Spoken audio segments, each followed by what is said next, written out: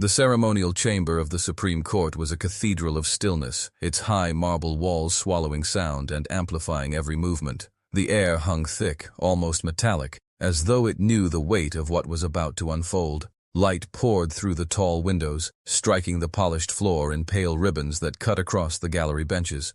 Every seat was filled, members of Congress, journalists, aides, and citizens who had queued before dawn just to witness this moment. At the lectern stood Representative Jasmine Crockett. Not a hair out of place, her posture was a study in unshakable resolve. The crimson recording light on the broadcast camera flared against the polished brass fixtures, glaring like an unblinking eye. Crockett did not look at it.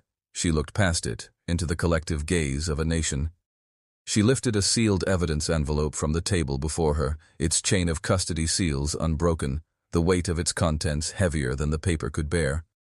The murmur in the room subsided into breathless silence. "Ladies and gentlemen," she began, her voice low yet cutting clean through the air, "what you're about to see changes everything." Time itself seemed to slow. 47 measured seconds passed as she unfolded the document within, her eyes scanning the print one final time before looking up. Then she laid it out. Incontrovertible genetic markers, matched to a Surgeon General's classified health record, linked directly to the former president. From across the chamber, Donald Trump's composure cracked. His eyes widened, his jaw fell slack. One trembling hand gripped the edge of his bench. His voice, stripped of bravado, carried just enough for the microphone to catch. "Cut the cameras." The red light burned on. Every lens held steady. The seconds stretched into eternity, the silence more devastating than any shouted word. And, somewhere beyond those marble walls, the first wave of a viral storm was already gathering. Outside the marble chamber, the world was already moving faster than anyone inside could comprehend. Newsrooms scrambled, anchors barked orders over headsets, and camera operators tightened their zooms as if proximity could capture truth itself. Inside, the gravity only deepened. The judges exchanged uneasy glances. Crockett, unhurried, slid the envelope back into its evidence sleeve and rested her hands lightly on the lectern. The silence wasn't just strategic. It was surgical. She wanted every heartbeat in that chamber to echo before she cut again. "This," she said, her voice finding a measured cadence, "did not come to me by accident. It was buried, deliberately, in a mountain of federal records, marked anonymous, sealed from the public under the guise of privacy." Her gaze swept the room. But when our public servants hide truth from the people, they're not protecting privacy. They're protecting themselves. In a dimly lit Capitol Hill office months earlier, Crockett had been hunched over a laptop, sifting through the unremarkable, shipping manifests, hospital supply orders, obscure grant reports. Then she saw it. A genetic sequence notation buried in a Surgeon General's memo, coded in language most politicians would skim past. She didn't. She'd called in a favor from an old law school acquaintance, now a forensic geneticist, who confirmed what she suspected. The SNP markers were not just rare, they were nearly unique. In all known databases, there was only one high-profile familial line they matched. Trump's attorneys were already on their feet, objecting. "Chain of custody is flawed, hearsay, irrelevant," one barked, his voice straining for dominance. Crockett didn't flinch. "The chain is intact, the science is unshaken, and the American people deserve to note." "Whoa," the gallery murmured. Somewhere in the back, a reporter's pen snapped under the pressure of his grip. The tide was shifting, not in whispers, but in a gathering roar that even marble walls couldn't contain. The atmosphere inside the chamber had shifted from quiet tension to a taut, almost electric hum. The public gallery leaned forward as the next witness was called, a woman in a navy suit, who hesitated at the threshold before approaching the stand. She was sworn in, her voice barely audible as she gave her name for the record. The court stenographer had to ask her to repeat it. This was no seasoned expert. She was a former White House aide, someone whose life until now had been lived in the shadows of power. Crockett spoke softly, giving her space. "Tell the court about the memo." The aide's eyes darted to the defense table. Trump stared back, his expression unreadable but heavy. She took a breath. The memo was circulated internally during the final months of the administration. It referenced genetic screening results. It was marked as highly confidential. What was in it? Crockett's voice carried no hint of impatience, only gravity. The aide swallowed hard. It identified an anomaly, a genetic marker. It was flagged. We were told it was non-pertinent and that any copies should be destroyed. A hush order was given. No one was to speak of it outside of a small circle. A defense attorney shot up. Objection! This is hearsay. The judge cut in. The witness may answer. Continue. Her hands twisted in her lap. The anomaly matched an existing record in a federal health database. We weren't told whose, but everyone in that circle knew. It was the president's. The gallery erupted in low murmurs. Reporters scribbled furiously. Crockett's eyes locked on the aide. You're saying there was an explicit directive to suppress this information? Yes. He word came out like a release, trembling but firm. Trump's jaw tightened, his hands gripping the arms of his chair. Cameras caught every twitch. Outside the chamber, hashtags were already spreading like wildfire. Had DNA truth. Inside, the air felt charged, as if the entire room knew they had just crossed a point of no return. The chamber's tension didn't ease after the whistleblower stepped down. If anything, it tightened. Crockett remained at the lectern, her fingertips pressed lightly to the wood, as if grounding herself. For a moment, she didn't look at the judges or the cameras. She looked at the gallery, at the faces leaning forward, waiting. Her voice softened, the edge of cross-examination replaced by something more intimate. I want to tell you why I fought for this evidence, why I could not look away. The defense shifted uneasily, unsure where she was going. I know what it means, she continued, to have your DNA used as a weapon. My great-grandfather's genetic profile was kept in a government file without his consent. It was used to justify segregationist health policies. My family learned to distrust every hand that reached for our blood. A faint rustle passed through the chamber. When I read that memo, she said, I recognized the pattern. A powerful institution hiding a truth because it feared what it would mean. And I thought, if they could suppress the truth about the most powerful man in this country, what chance does anyone else have? Trump's gaze fixed on her, unblinking. This is not about one man's privacy, she said, her voice rising just enough to fill the chamber. It's about the precedent we set, whether science will be used to protect democracy or to shield those who would undermine it. Her words carried not just argument but history, her tone etched with the weight of generations. The room was silent, save for the quiet hiss of air through the vents. Somewhere in the back row, a young woman wiped her eyes. On camera, it was barely a second of footage, but it was enough to tell the watching world that this was no longer just a legal proceeding, it was a reckoning. The defense table stirred like a hive suddenly struck. Trump's lead attorney, a tall man with a baritone voice and a reputation for grandstanding, rose with his legal pad clenched like a weapon. Your Honors, he began, pacing as though he owned the floor. This is not a trial about governance. It's not about accountability. This is about the right of every American, including a former president, to keep the most private details of their medical and genetic information from public exploitation. He stopped, planting himself in the center of the room. What we are witnessing is the weaponization of science in the service of political theater. The words landed like darts, not because they were sharp, but because they were aimed at the public watching from home. Crockett let the pause linger before responding. She stepped forward, voice even but loaded with steel. The right to privacy ends where it begins to conceal truth that affects the public's trust. This isn't an irrelevant medical detail. It's a documented contradiction between the president's own statements and the factual record. He smirked faintly, spreading his hands toward the bench. And I suppose the Congresswoman is now the arbiter of which truths the people deserve to know. Her reply came like a measured blow. No. The truth decides for itself. I am merely removing the blindfold.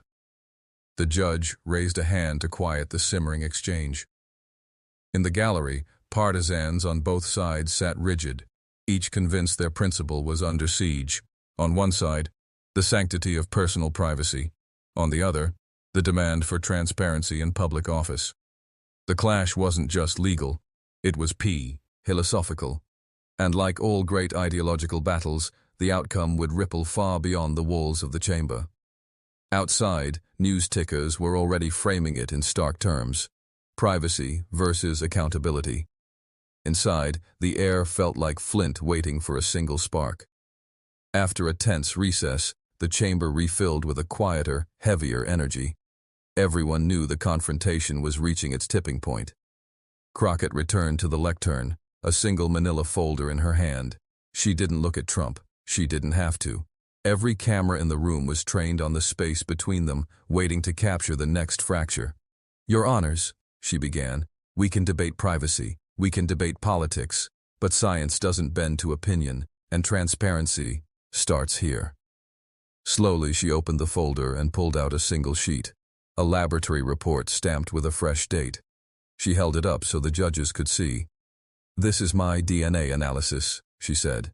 "Conducted using the exact same protocol as the one in question, same lab, same chain of custody, same safeguards."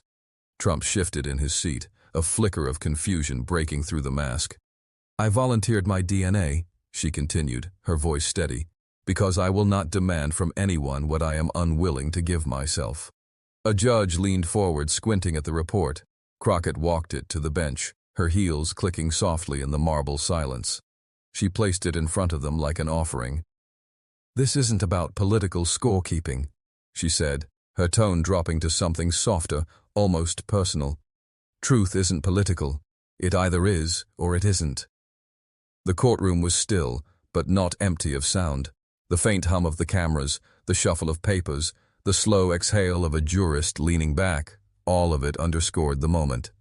Trump's eyes narrowed, but his posture betrayed something else: uncertainty, the kind that no amount of bluster could hide. It was the first time that day his confidence looked fragile enough to break. The hearing adjourned for the day, but the real proceedings had only just begun. The marble steps outside the courthouse were already a swarm, reporters jostling for position, microphones thrust forward like weapons, camera flashes strobing against the late afternoon light. Inside the press pen, the air crackled with competing voices.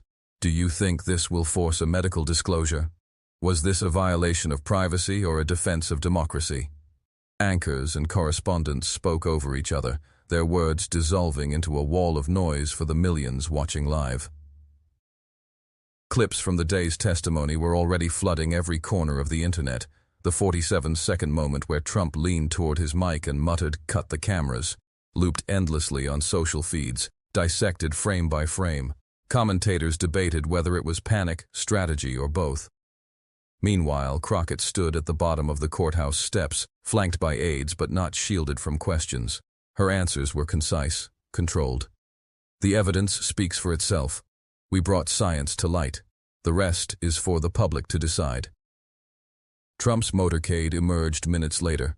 The tinted windows revealed nothing, but the shouted questions followed the vehicles down the block. "Did you order suppression of the genetic memo? Will you release your medical records?" By nightfall, cable news had split into its familiar camps. One side framed Crockett as a grandstanding opportunist, the other as a principled defender of transparency. Hashtags multiplied. Hashtag DNA truth, hashtag cut the cameras, hashtag transparency test. Each gathering its own storm of voices. And yet, through all the noise, one fact remained unshaken. The data existed. It was in the record, and no political spin could erase the blunt impartiality of science. The battle was no longer confined to a courtroom.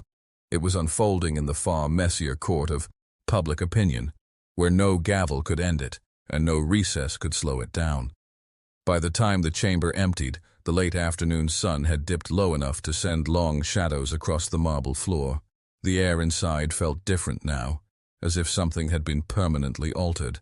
Only a few clerks remained, gathering papers into neat stacks, their footsteps echoing in the cavernous space. The lectern stood alone, a solitary figure in the fading light. That was where Crockett had stood, voice unwavering, challenging the reflexive secrecy of power. Now it was silent, but still seemed to hum with the day's tension. In her office, away from the public eye, Crockett leaned against the edge of her desk, eyes fixed on the television where cable pundits debated her every word. Some called her courageous, others reckless. She muted the sound. Outside her window, the Capitol dome was bathed in gold, indifferent to the storm she had helped unleash. In another part of the city, Trump's legal team gathered in a dimly lit conference room. No cameras, no crowd, just the low murmur of strategizing. They knew the genetic evidence was immovable. The task now was to challenge process, paint motives, sow doubt. But even here, behind closed doors, the memory of those 47 seconds, the cameras rolling, the plea to cut them, hung heavy. The judges' chambers remained lit into the night. Legal clerks pored over case law, searching for precedent. There was little to guide them. This wasn't just about admissibility. It was about the threshold where private health data intersected with the public's right to know. Somewhere in the stillness of that building, a decision was forming. Not a ruling yet, but an understanding. Whatever came next would not be routine. This was history bending in real time, and every hand in the process could feel the weight of steering it. Morning broke over Washington with a crisp, brittle light, the kind that makes the marble of the Supreme Court gleam like a blade. Reporters had camped outside since before dawn, their breath visible in the cold air, microphones at the ready. The story had already outrun the building. It was pulsing through feeds, whispered in offices, argued over breakfast tables across the country. Inside, the courtroom filled again, not with the charged chaos of the day before, but with something quieter, more reverent. Crockett entered without fanfare, her steps measured. She carried no new documents, no further exhibits, only the gravity of what had already been set in motion. The Chief Justice invited her to speak. She paused, surveying the faces before her. Justices, press, the public gallery. Her voice came low at first, almost intimate. When truth comes dressed in numbers, in sequences of code that make up who we are, it is easy to think of it as cold science. But truth is never cold. It has heat. It can burn, and yesterday it burned through a veil that had been decades in the weaving. Her gaze drifted, just briefly, to the defense table. What you all witnessed was not an attack. It was an unveiling. And what's unveiled cannot be unseen. She stepped back. No drama, no flourish, just the clean withdrawal of someone who knows the work is done. Outside, cameras flared. She descended the steps into the waiting throng. The shouts of questions rose, but she kept walking, the din behind her, the echo of her words still alive inside. History, it seemed, had not waited for a verdict. It had already rendered its judgment. The following day, the world was no longer the same. It wasn't just the headline. DNA bombshell stuns Supreme Court, splashed across every news outlet. It was the way conversations in coffee shops hushed when Crockett's name came up, the way anchors spoke in careful, clipped tones, as though acknowledging that something irreversible had happened. In the Capitol, the mood was split down in visible fault lines. Allies found new courage, speaking in bolder terms about transparency, accountability, the right of the public to know. Opponents retreated into tight, defensive talking points, avoiding the phrase DNA evidence altogether, as though the very words carried contagion. Crockett sat alone in her office, the blinds half closed, reviewing the tidal wave of public reaction. Her phone buzzed relentlessly, colleagues offering praise, caution, or both. Somewhere beneath the noise was a voicemail from a civil rights attorney she admired, telling her plainly, "That was history. They'll fight to bury it, but it's out now." On the other side of the city, Trump's legal team convened in a hotel conference room, blinds drawn. The mood was grim. They debated strategy, discredit the science, attack the source, demand suppression of footage. But even they knew the footage was already beyond reach. Once streamed, it had become part of the public bloodstream. Crockett leaned back, her eyes heavy but unflinching. This was no victory lap. It was the first turn in a long and dangerous road. The evidence was the spark, but the real fire, she knew, would be in what came next. The storm had only begun to speak. By the week's end, the hearing chamber stood empty, its marble echoing with the ghosts of words spoken too sharply to be forgotten.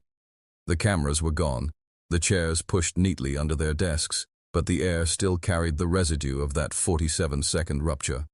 Outside, crowds had swelled in the streets, some chanting Crockett's name, others waving signs demanding her censure. The nation wasn't united in reaction, but it was united in attention. No one could look away. In a private interview with the National Network, Crockett sat before the same kind of red camera light that had burned in the Supreme Court. Her voice was quieter now, but every word landed like a stone dropped in still water. In a private interview with a national network, Crockett sat before the same kind of red camera light that had burned in the Supreme Court. Her voice was quieter now, but every word landed like a stone dropped in still water. "When the truth lives in sealed envelopes," she said, "it rots. When it's opened, it breathes. And when it breathes, it changes the air for everyone." The interviewer leaned in. "Do you believe this will end his career?" Crockett's gaze didn't flinch. "That's not for me to decide. My job is to make sure the public knows what's been kept from them. What they do with that is democracy's work." Meanwhile, somewhere far from the marble steps and the camera lenses, Trump remained behind closed doors. His public schedule was sparse, his legal statements brief, yet the silence felt louder than his speeches had ever been. The footage of his plea, cut the cameras, played on loop across the world, not as a gaffe, not as theater, but as a moment where the curtain fell and the man stood exposed. And though the courtroom was empty now, its echo carried into every living room, every feed, every whispered conversation. History had been written, in real time, under a red light, with the world watching. Weeks later, the headlines had shifted to other crises, other scandals. But the fracture Crockett had forced into the nation's collective memory hadn't healed. It sat there, raw and unpatched, in the space between partisan talking points and private doubt. On Capitol Hill, she walked the marble corridors with the same deliberate pace, the same clipped stride. She was stopped often, sometimes for congratulations, sometimes for condemnation. She never lingered for either. Her focus was forward. One rainy evening, long after the chambers had closed, she paused on the Capitol steps. The street lamps painted the pavement in gold pools, the city's hum softened by heat downpour. She let the rain soak into her blazer, her hands resting lightly on the stone balustrade. A reporter approached cautiously, recorder in hand. "Do you think it was worth it?" Crockett didn't answer right away. She looked out over the city, over the layers of power and history stacked in its buildings and shadows. Finally, she turned. "Worth isn't the measure," she said. "Truth is. And sometimes truth comes at a cost you don't count until it's already paid." The reporter lowered the recorder, unsure whether to thank her or apologize. Crockett stepped away, her silhouette dissolving into the rainy dark. Somewhere, on a server in a network control room, the 47 seconds of footage still pulsed in digital permanence, a relic and a warning. For those who had seen it, the image would never fade. History had a way of keeping its receipts. Somewhere, far from Washington's marbled corridors, a small fluorescent-lit room hummed with the quiet rhythm of cooling fans and server racks. A lone technician sat hunched over a terminal, scrolling through archived footage. The familiar red glow of the camera's recording light filled the frame. He stopped, replayed, slowed the moment to a crawl. 47 seconds. The words, the tremor in Trump's hand, the plea to cut the cameras, but in this copy, the frame didn't fade to black as it had in the broadcast. It kept going. 18 more seconds, grainy but audible, a muffled exchange, a paper slid across a table, a voice, low, urgent, saying something about sealing the record and the others can never know. The technician leaned back, eyes narrowing, his fingers hovered over the export key. In the corner of the monitor, an encrypted messenger app blinked with a single unread message. "We need to talk." He hesitated, the hum of the servers sounding louder now, almost like breath against his neck. He glanced toward the locked door, then back at the screen. A decision was coming, and if he made it, those 18 seconds would rewrite more than the courtroom narrative. They'd rewrite the truth itself. A decision was coming, and if he made it, those 18 seconds would rewrite more than the courtroom narrative. They'd rewrite the truth itself. The cursor blinked, steady and patient, waiting for him to act. Some truths don't die in the light. They wait in the dark, sharpening their edges. 2 weeks later, the marble steps of the Supreme Court were bathed in a strange winter sunlight. Sharp, almost metallic. Reporters milled like restless gulls, their breath forming clouds in the cold. Somewhere inside, sealed files had just been moved under heightened security, escorted not by court clerks, but by armed federal marshals. Jasmine Crockett walked out, her coat drawn tight, sunglasses masking the fatigue in her eyes. She didn't slow when the first microphone swung into her path. "Congresswoman, is it true the unredacted DNA findings will be unsealed in the next hearing?" She paused only for the fraction of a second, just long enough for the cameras to catch it. Her lips parted, and the air seemed to hold itself still. "I'll just say this," she replied, her voice low enough to force every mic forward. "Once the public sees the full sequence, the conversation will never be the same." Before another question could land, she was in the black SUV, the door thudding shut like a judge's gavel. The vehicle pulled away, leaving behind a swarm of unanswered questions and one lingering truth. The story wasn't over. A few blocks away, in a windowless office, the technician from the leaked footage sat across from a shadowed figure whose face never caught the light. A small flash drive lay between them on the table, the kind that could survive being crushed underfoot, the kind people would kill for. The shadowed figure slid it closer, just enough for its metal edge to catch the light. "Are you ready to set this free?" The hum in the room wasn't from the servers this teamed. It was from the beating of two hearts, both aware that once this left the table, the world would change forever. It was past midnight when the email hit every newsroom in the capital at once. No subject line, no signature, just a link, encrypted, but not enough to stop the swarm of digital lockpicks that tore through its shell within minutes. The first frame was a still image of the sealed DNA report, the same one Crockett had held in court, but now the redacted bars were gone. What followed wasn't a scan or a photograph, it was live video. A shaky handheld shot, deep inside what looked like a government archive. The camera caught the logo of the Department of Health and Human Services, the seal of the Surgeon General, and then the cover page flipped open. Names, dates, the unmistakable mapping of genetic markers, a bold heading in all caps. Heritage correlation, anomalous match confirmed. By the second minute, hashtags were flooding timelines. By the fifth, primetime anchors were abandoning their scripts to narrate it live. Somewhere in Florida, a mansion's lights blazed on at 2 a.m., curtains snapping shut in a way that felt less like privacy and more like panic. In the quiet of her apartment, Jasmine Crockett sat at her kitchen table, phone buzzing nonstop. She didn't touch it. Instead, she stared out the window at the city, at the faint glow on the horizon where the Capitol stood. She knew the next hearing wouldn't be about just one man anymore. Down on the street, a newspaper box rattled in the wind. The early edition was already being loaded. The headline half visible under the plexiglass, "DNA leak, the bloodline truth." The screen cut to black.